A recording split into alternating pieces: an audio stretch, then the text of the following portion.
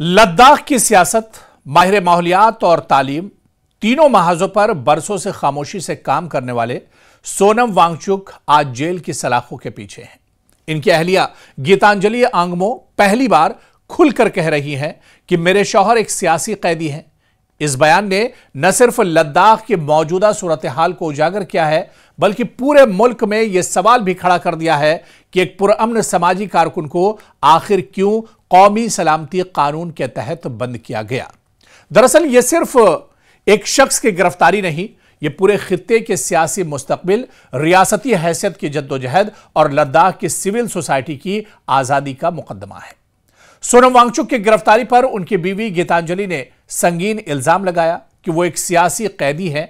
गीतांजलि ने साफ अल्फाज में कहा कि हुकूमत इन्हें एक सियासी कैदी के तौर पर रख रही है और इनके मुताबिक सोनम वांगचुक पर जो इल्जामात एनएसए के तहत लगाए गए हैं वो ज्यादातर वही जबान है जो सोशल मीडिया ट्रोल्स इस्तेमाल करते रहे और इन इल्जामात में से बेशतर को आजाद फैक्ट चेकर्स ने हकीकत के खिलाफ बताया है। यह दावा इस पूरे मामले को इंसानी हुकूक का संजीदा मसला बना देता है। इसके अलावा आप देखिए कि पुरअमन एहतजाज, तशद्दुद और एनएसए के तहत गिरफ्तारी।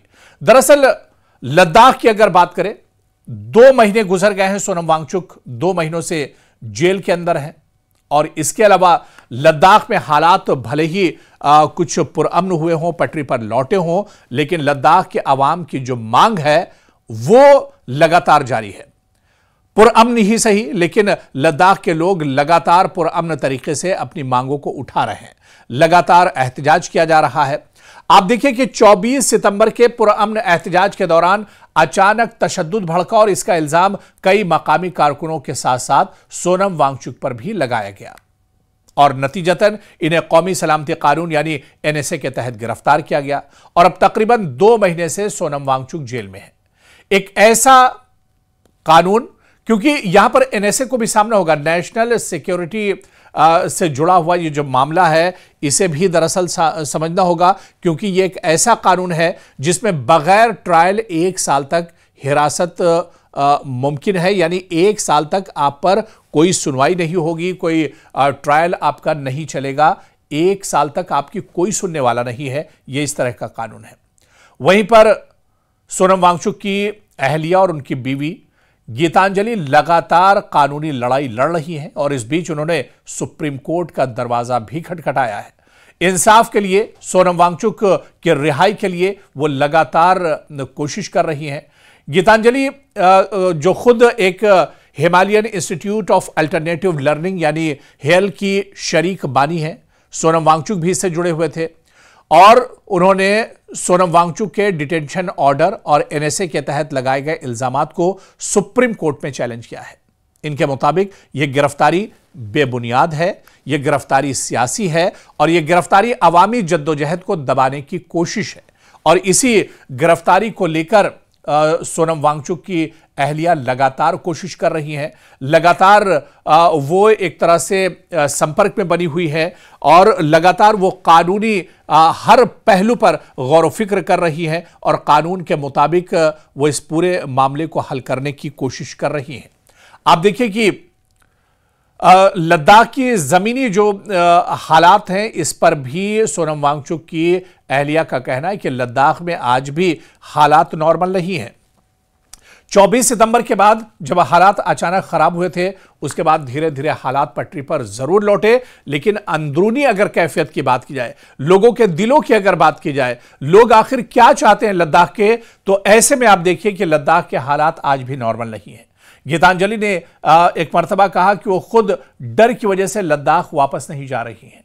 उन्हें डर लगने लगा है लद्दाख में जिस तरह के हालात हैं, क्योंकि उन्हें भी गिरफ्तार किए जाने का खदशा है। जी हां, सोनम वांगचुक की पत्नी और उनकी अहलिया ने बड़ा इल्जाम लगाया और उन्होंने कहा कि उन्हें भी गिरफ्तार किए जाने का डर है, खदशा है। उनके मुताबिक इलाके में हालात मामूल पर नहीं आए हैं, दर्जनों कारकुन अभी भी गिरफ्तार हैं और इंतजामिया सख्ती से किसी भी इख्तिलाफ को रोक रही है।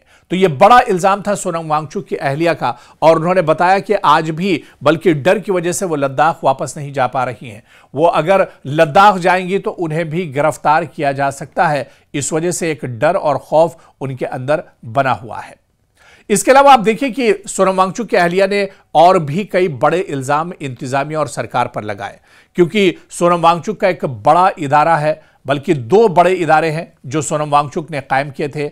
एक Himalayan institute of alternative learning और इसके अलावा दूसरा students educational and cultural movement of Ladakh. ये दो बड़े तालीमी इदारे हैं जो सोनम वांगचुक चलाते थे और उनकी अहलिया भी इसमें शरीक थी और वो भी इसमें मदद करती थी।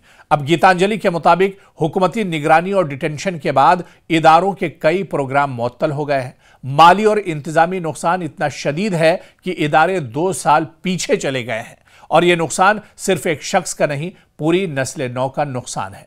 तो इस पर भी कहीं ना कहीं गीतांजलि ने, जो सोनम वांगचुक की अहलिया है, उन्होंने तशवीश जाहिर की है और कहा है कि जिस तरह से सख्ती की जा रही है, जिस तरह से दबाव बनाया जा रहा है, ऐसे में एक बड़ी मेहनत के बाद जो इदारे खड़े किए गए थे उन इदारों के इदारों पर जवाल आता जा रहा है। वो इदारे पस्ती का शिकार होते जा रहे हैं और अगर इसी तरह के हालात बनते रहे तो आने वाले दिनों में ये दो बहुत अहम इदारे, तालीमी इदारे, जिससे लद्दाख के नौजवान और नई नस्ल फायदा उठा रही थी, तालीम याफ्ता हो रही थी, उसके लिए ये इदारे हमेशा के लिए बंद हो जाएंगे। तो इस पर भी सोनम वांगचुक के अहलिया ने एक तरह से तशवीश जाहिर की है और उन्होंने बताया कि सोनम वांगचुक की गिरफ्तारी के बाद इन इदारों पर एक तरह से मुश्किलें बढ़ रही हैं और ये इदारे अब कहीं ना कहीं मुश्किल दौर से गुजर रहे हैं। इसके अलावा आप देखिए कि गीतांजलि ने एक बात और कही। उन्होंने कहा कि सोनम वांगचुक के बगैर किसी भी मुद्दे पर लद्दाख में बातचीत नहीं होगी या लद्दाख में अब किसी भी इशू पर बातचीत सोनम वांगचुक के बगैर नहीं हो सकती है, चाहे वो 6 शेड्यूल की बात की जाए या स्टेटहुड की बात, यानी मुकम्मल लद्दाख को रियासत के दर्जे की बात की जाए। ये सोनम वांगचुक के बगैर मुमकिन नहीं है इस पर बातचीत हो। गीतांजलि ने साफ कहा कि लद्दाख की रियासती हैसियत, 6 शेड्यूल के मुतालबात और मरकज के साथ मुज़ाकरात सोनम वांगचुक के बगैर काबिल कबूल नहीं है, क्योंकि वही लद्दाख की इज्तिमाई आवाज की नुमाइंदगी कर रहे हैं। तो कहीं ना कहीं सोनम वांगचुक को लेकर गीतांजलि कानूनी लड़ाई जरूर लड़ रही है, लेकिन वो ये भी मानती है कि सोनम वांगचुक के बगैर लद्दाख की यह लड़ाई एक तरह से अधूरी है। गीतांजलि ने यह भी कहा कि सोनम जेल में जिस्मानी और जहनी मुश्किलात से गुजर रहे हैं, खानदान मुसलसल परेशानी में है, मगर वो पुरुम्मीद है कि इंसाफ मिलेगा, हालात बदलेंगे, अच्छे दिन आएंगे और वो पुरुम्मीद है कि आने वाले दिनों में उन्होंने इंसाफ का दरवाजा खटखटाया है, उन्होंने सुप्रीम कोर्ट का दरवाजा खटखटाया है। इस वजह से वो पुरुम्मीद है कि इंसाफ इस मामले में जरूर मिलेगा, देर से ही सही, लेकिन इंसाफ जरूर मिलेगा। अब बड़ा सवाल यह उठता है कि क्या यह लद्दाख की आवाज को दबाने की कोशिश है?